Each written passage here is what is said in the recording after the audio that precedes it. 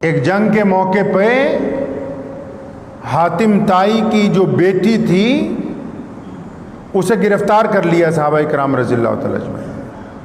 وہ اپنی فوجوں کے ساتھ لڑ رہی تھی۔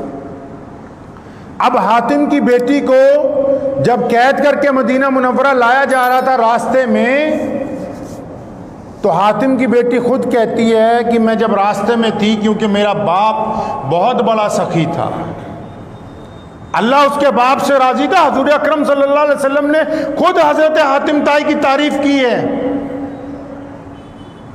حضور علیہ الصلوۃ والسلام سے تھوڑا عرصہ پہلے، آج بھی اگر کوئی بندہ زیادہ خیرات وغیرہ کرتا، کھلے دل سے خرچ کرتا، ہم کہتے ہیں کہ حاتم طائی بن گیا ہے۔ تو ان کی بیٹی کہتی ہے کہ جب مجھے لے جایا جا رہا تھا حضور اکرم صلی اللہ علیہ وسلم کے سامنے پیش کرنے کے لیے، تو میں اپنے دل میں سوال پیدا کر رہی تھی کہ جا کے مسلمانوں کے نبی کو ایسی بات کہوں گی کہ نعوذ باللہ کوئی جواب نہیں آئے گا، ایسی گفتگو کروں گی، کیونکہ میں حاتم کی بیٹی ہوں، کوئی معمولی آدمی نہیں تھا۔ حاتم طائی کے بارے میں لکھا ہے کہ اس کے گھر کے 7 دروازے تھے محل کے، اور ایک آدمی اگر 7 دروازوں سے بار بار اپنا حلیہ بدل کے جاتا تھا مانگنے کے لیے، تو حاتم طائی نے کبھی منع نہیں کیا۔ تو حاتم کی بیٹی کہتی ہے کہ جب مجھے گرفتار کر لیا تو میں راستے میں سوچتی جا رہی کہ اب جا کے میں ایسی باتیں کہوں گی کہ نعوذ باللہ جواب نہیں آئے گا۔ خود فرماتی جب مسجد نبوی میں مجھے سپاہی لے کے داخل ہوئے، رسول اللہ صلی اللہ علیہ وسلم نے دور سے دیکھ لیا کہ ہاتھ بندھے ہوئے ہیں اور سر پہ دوپٹہ نہیں ہے، ابھی قریب بھی نہیں آئی، فوراً حکم دیا ہاتھ کھولو۔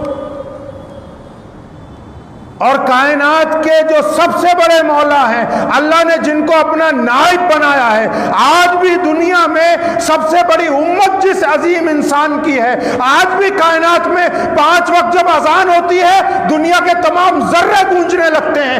آج بھی کائنات کی ہر زبان میں، ہر نسل میں، ہر رنگ میں اگر کسی کا دین باقی ہے تو وہ محمد الرسول اللہ ہیں۔ وہ اتنی بڑی شخصیت ہونے کے باوجود اس پیارے نبی نے، اس رحمت والے نبی نے جب دشمن کی بیٹی کو دور سے دیکھا اور دیکھا کہ اس کے سر پر دوپٹہ نہیں ہے، رسول اللہ صلی اللہ علیہ وسلم نے اپنی رحمت والی چادر، کائنات کے مولا نے وہ چادر جس کو بوسہ دینا جبریل امین اپنے لیے عزت کی بات سمجھتے ہو، جس چادر کو ہاتھ لگانا بڑے بڑے حکمران اپنے لیے عزت کی بات سمجھتے ہو، وہ چادر اتاری اور ایک صحابی کو پکڑائی، فرمایا جاؤ اس بیٹی کے سر کے اوپر اڑا دو اس چادر کو جا کے۔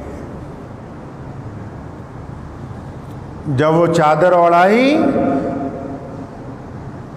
جانے لگے وہ صحابی، تو انہوں نے اپنے پاس سے ایک بات کہی۔ ایک جز ہوتا ہے نا مسلمانوں میں مسئلے میں مسئلہ نکالنے کا، وہ صحابی کہتے ہیں خود حضرت شرجیل بن حسنہ رضی اللہ تعالیٰ عنہ فرماتے ہیں، میں نے کہا یا رسول اللہ یہ تو دشمن کی بیٹی ہے، آپ کی چادر تو بڑی عزتوں والی چادر ہے، آپ رہنے دیں، میں اپنی چادر اڑا دیتا ہوں۔ فرمایا نہیں، بیٹی بیٹی ہوتی ہے، خواہ وہ دشمن کی ہو خواہ ہماری ہو، تم میری چادر اس بیٹی کے سر کے اوپر ڈالو گے۔ حاتم طائی کی بیٹی کہتی ہیں جب رحمت والی چادر میرے سر پہ آئی، سارے سوال کافور ہو گئے، آنکھوں سے آنسو جاری ہو گئے، آنکھوں سے آنسو جاری ہو گئے۔ یہ مقام رسول اللہ صلی اللہ علیہ وسلم نے بیٹیوں کو عطا کیا ہے۔ آج کے حکمران یہ کہاں سے باتیں لا سکتے ہیں اپنے پاس؟ یہ باتیں تب ذہن میں آئیں گی جب رسول اللہ صلی اللہ علیہ وسلم کی اتباع ہوگی۔ میں نے آج بھی پوری دنیا کو میں ایک بات بڑے اطمینان سے چیلنج کے ساتھ کہتا ہوں کہ محمد رسول اللہ نے جو بیٹیوں کی عزت اس خون میں ڈالی، جنہوں نے کلمہ لا الہ الا اللہ محمد الرسول اللہ پڑھا، قرآن نے کہا ہے نا، قرآن نے کہا رسول اللہ صلی اللہ علیہ وسلم کی سفارش پر کہ جب عورتوں کو حکم دیا کہ لمبی چوڑی چادر اوڑھ لو، برقع پہن لو، اس بات سے پہلے قرآن نے کہا کہ اے رسول کریم ان مردوں کو کہو کہ اپنی آنکھیں نیچی رکھا کریں۔ اکیلا عورت کو برقع لینے کا حکم نہیں دیا.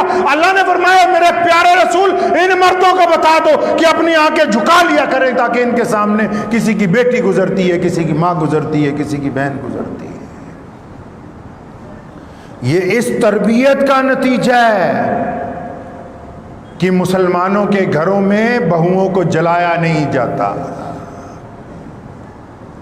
جن کو طلاق کے قانون بنانے کا شوق تھا وہ کبھی جیلوں میں جا کے دیکھیں کہ جنہوں نے آج تک بیٹیوں کو لوگوں کی جلایا ہے دہیز کے لیے, کیا ان میں کوئی مسلمان بھی ہے؟ ایک نہیں ملے گا, ایک نہیں ملے گا. یہ عزت رسول اللہ صلی اللہ علیہ وسلم نے عطا کی ہے ہمیں. ہماری آبادی میں اس ملک میں پچھلے 20 سال میں 3% کا اضافہ ہوا. 3% کا اضافہ کون سا ہوا؟ اس میں مرد نہیں پیدا ہوئے.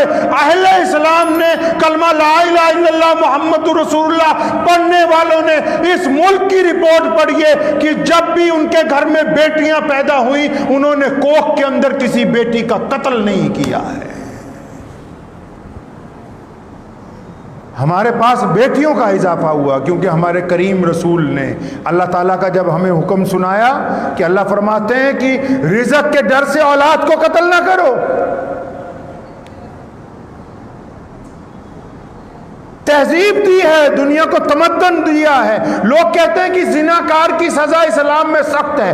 اسلام نے کہا کہ اگر کوئی کسی کی بیٹی کے ساتھ بدکرداری کرتا ہے, کسی کی بیٹی کے ساتھ منہ کالا کرتا ہے, زیادتی کرتا ہے, اسلام کہتا ہے کہ اسے سرے پازار اتنے پتھر مارو کہ مر جائے. سزا سخت ہے, لیکن یہ یاد رکھو جب سخت سزا دی جائے گی تو پھر کسی کی بہو بیٹی کی طرف کوئی گندی نگاہ سے نہیں دیکھے.